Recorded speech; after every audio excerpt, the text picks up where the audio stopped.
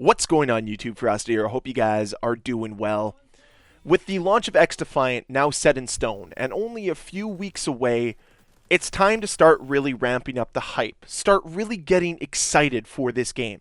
Because if you were like me and you played this during the beta or the server test sessions, you know what's in store for you. You know that this game is delivering that classic arena feel again. And if you haven't, guess what? The best part about XDefiant? 100% free. So if you have an Xbox Series X or S, a PS5 or a PC, you can play this game and there's no barrier to entry. They're not asking you for money, they're not asking you for anything. They're saying, try out our game, hopefully you enjoy it. And not having that barrier to entry is going to be so key for this game's success. Because the more people that try it out, hopefully fall in love with what the game has to offer. And as you guys know, I love what this game has to offer. Anyways, in the midst of all this excitement and all this hope for this game, let's talk about what we can expect from XDefiant during its launch and as we go throughout the first year of its life cycle. So let's start with what XDefiant is delivering us during its preseason. On May 21st, XDefiant will launch, and that will start the first 6 weeks of this game's life cycle where the game will live in its preseason, where it's delivering you the same content that we had during the server test sessions, during the beta, but hopefully more refined before we enter the first year of this game's roadmap, which we'll talk about in a bit. So what's available in the preseason? Well, 14 maps right off the bat, just like what we had during the server test sessions in the beta. 10 of them are arena maps, 4 of them are progression maps. And you guys know how I feel about the map design here in XDefiant. I think it works so well, and here it will be on full display once again. We'll also have the 5 factions that we've been able to enjoy playing during both the server test sessions and the beta. The Cleaners, the Libertad, the Echelon, the Phantoms, and of course, the DeadSec. And the DeadSec is actually going to be an unlockable faction that you're not going to get at default, just like all your weapons and attachments. And speaking of which, there's 24 weapons and 44 attachments that are available in this game at launch. And with that, means that you're going to have something to grind for. You're going to have something to earn. And that was the only thing I'd argue that was lacking from the beta and the server test sessions, was that everything was just available to you and nothing was earnable. Now everything is earnable. There's a reason to play, and I'm looking really forward to that. And of course, this game is also going to launch with 5 modes. Your classic arena modes, that's Hotshot, Domination, and then you have your progression modes, your escort modes, and those are going to be played solely on the 4 progression maps.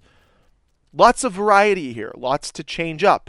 Remember, this is only for the first 6 weeks of the game's life cycle, because once those 6 weeks are up and we head into early July, the year 1 roadmap begins, and it begins with Season 1, where there's going to be a brand new faction, which is under the codename Ruby. Who knows what that's going to be? And they're going to introduce 3 weapons, 3 maps, and of course, a brand new battle pass.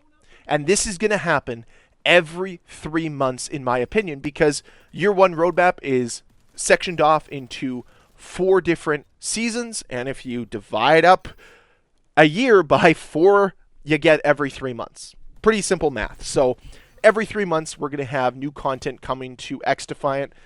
The argument here is it going to be enough content? That's the only thing I'm a little bit worried about here, because 3 maps over 3 months seems like they're kind of lagging out content. But I'll have to wait and see and criticize once the game is out, because it might feel just fine.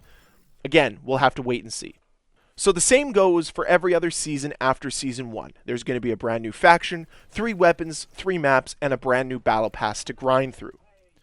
This is where things are going to get different, though. Throughout the entirety of year 1, they're going to be adding new arena and progression modes throughout the entire year. Hopefully some search and destroy, as many people have pointed out. That'd be really nice. Maybe a pure team deathmatch style gameplay would also be nice. They're also going to be adding ranked mode and private matches at some point during year 1. That's to come. And this is the one that caused some people some confusion. Player protection. Ongoing work to keep the competition fair. And this sent a few into a tizzy, because the moment they heard player protection and the idea of keeping competition fair, everyone's minds went to skill-based matchmaking. And this was supposed to be the game that didn't have skill-based matchmaking. So why is it that they have skill-based matchmaking? What's going on? Did Mark Rubin lie to us? No. As Mark Rubin clarifies on his Twitter, player protection refers to cheaters and toxic players. We don't use SBMM in casual play unless you play in the welcome playlist. Pretty simple. And I mean, the welcome playlist is probably just going to be for brand new players, you'd hope, that just need to get a taste of what XDefiant has to offer. So it's nice that Mark Rubin clarified this, because I know that some people see player protection and they lose their minds a little bit. So let's hope for the best. And comfort features, which is where this welcome playlist will exist. A welcome list for beginners and practice zones. And I've talked about the practice zones before here on this channel. That's one of the few really nice additions to this game, is you're going to be able to test certain things out and have just an easy time seeing real feedback. And I think it's far more in depth than what Call of Duty delivers you with the firing range. And I just think it's going to provide an extra layer of being able to really hone in on what works for you and what doesn't. And that's what I'm excited for. So overall, year one, there's a lot here. There's a roadmap they are sticking to. There's a roadmap they believe in. And I'm fine with that.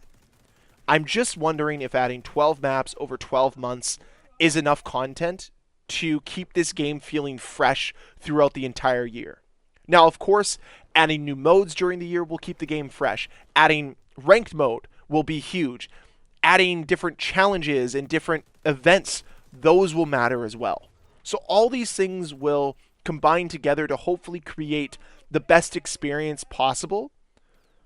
So let's hope XDefiant can deliver. I'm crossing my fingers here, because I've put a lot behind this game. I want to believe in this game. I want to trust that the team over at Ubisoft has this game's best interests at heart, and they want this game to succeed on its own merits. But we won't find that out until the game launches on May 21st. So all we can do now is sit and wait, hopefully continue to get more and more excited, drive up that hype, and really hope that XDefiant launches in the most successful way it possibly can. So my question for all of you as we come to a close on this video, what do you expect some of these fashions to be? Because they have specific code names. Every single logo is slightly different.